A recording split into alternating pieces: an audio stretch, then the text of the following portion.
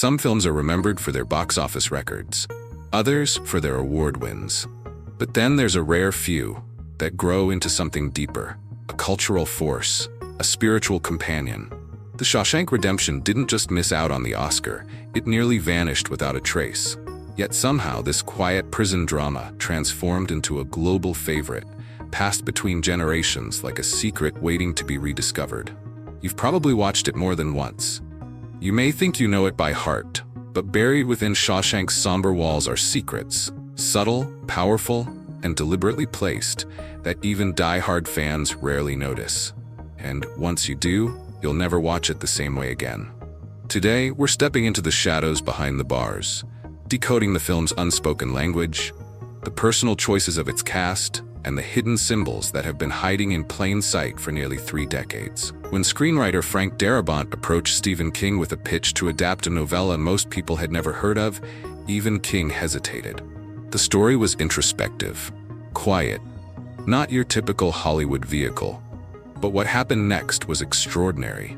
King handed over the rights for $1. That symbolic gesture gave Darabont something studios rarely offer: creative freedom.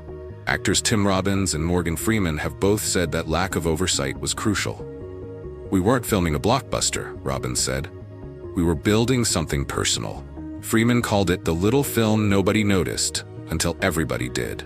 This low-expectation atmosphere birthed one of cinema's most beloved stories, because it was crafted from care, not commercial pressure. Filming took place in a real decommissioned prison, the Ohio State Reformatory, and for the cast, walking through those decaying halls each day wasn't just a backdrop. It was a transformation. Clancy Brown, who played the brutal Captain Hadley, admitted, "You didn't have to pretend. The weight of that place got inside you." Tim Robbins would often isolate himself in an empty cell between takes, letting the silence seep in. That claustrophobia, that helplessness, it became part of Andy's soul. Even the extras, many of them actual former inmates, added authenticity money couldn't buy. The production crew even weathered the walls with exacting detail to show the passage of time, something you don't notice consciously but feel deeply. What audiences never saw were the extensive personal histories the actors built behind their roles. Morgan Freeman imagined Red not just as a convict, but as a man who once thrived outside, running numbers, commanding respect. He wasn't just the guy who could get things. He was someone who'd lost everything and made peace with the loss. Tim Robbins took it further, crafting 2 versions of Andy: the one the inmates saw, calculated and quiet, and the hidden self, burning with silent purpose. His body movements even changed depending on which Andy was showing. And James Whitmore, playing the tragic Brooks, based his performance on his father's late-life grief. That scene of feeding birds? Not in the script. Whitmore added it from memory, and it broke hearts because it came from truth.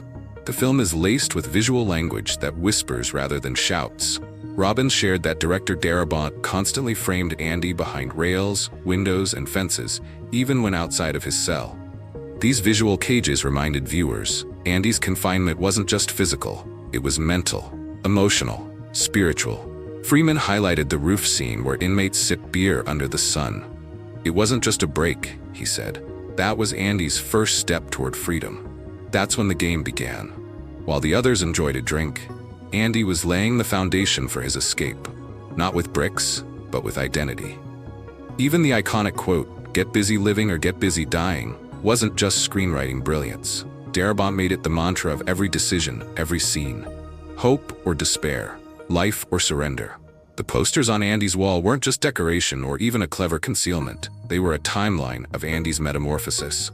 Rita Hayworth, poised, reserved, emblem of an era where Andy's world was still intact. Marilyn Monroe, a symbol of seductive uncertainty, change, complication. Raw, elemental, almost prehistoric, a symbol of rebirth through struggle.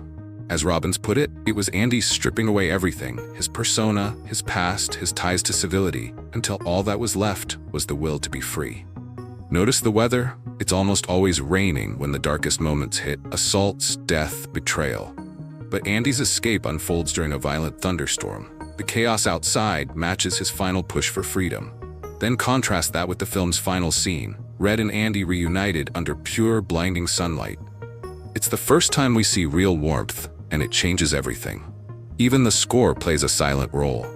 Thomas Newman's music begins cold, distant, mechanical. But as the film unfolds, the melodies warm. The score evolves the same way Andy does, moving from numbness to quiet joy. It doesn't tell you what to feel. It teaches you how to feel it. That tear-jerking beach reunion, the studio wanted to axe it.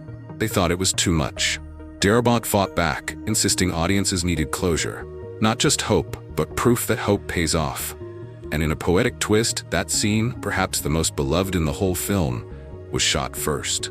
Before Freeman and Robbins even developed on-screen chemistry. That's why their embrace is hesitant, honest. Like two men who want to believe in a better future, but still carry scars from the past. Most viewers assume the word redemption refers to Andy's triumph over injustice. But the cast sees something deeper. It's about transforming pain into meaning. About restoring dignity in a place meant to crush it. Andy doesn't just escape. He leaves the prison better than he found it, giving others knowledge, comfort, and music. Red doesn't just walk free, he learns to live again. And Brooks? His death is a tragic warning, but it's also the reason Red chooses to keep going. The arc only lands because the film dares to show both sides of the coin. The movie was a flop, plain and simple. Released against titans like Pulp Fiction and Forrest Gump, it quietly vanished. But something happened on home video, on cable, on repeat viewings. People didn't just watch it, they adopted it. Shawshank became more than entertainment, it became comfort. A story you return to when the world feels too heavy. And slowly, viewer by viewer, it climbed into the ranks of the greatest films of all time. The old prison where it was filmed, it's now a museum, a destination. People travel thousands of miles just to stand where Andy and Red did. The town of Mansfield, Ohio, once forgotten, now thrives thanks to the film's legacy. The transformation is poetic. A place designed to punish now helps people heal. A set turned sanctuary. What makes Shawshank eternal isn't its cinematography, its performances, or even its unforgettable quotes. It's the truth at its core, that no matter how trapped we feel, there's always a path forward. That patience is power, that hope is terrifying, but necessary. Darabont once said, "Shawshank isn't about prison, it's about what can't be taken from us. Our spirit, our integrity, our capacity to believe in something better." And maybe that's why this film lasts. Because it doesn't just tell a story, it hands us a mirror. And what we see is the best version of ourselves trying to break free. If this video gave you a new perspective on a film you love, hit like, subscribe, and share this with someone who hasn't seen it. Let them discover Shawshank for the first time and see what it unlocks in them. Because as Andy said, hope is a good thing, maybe the best of things, and no good thing ever dies.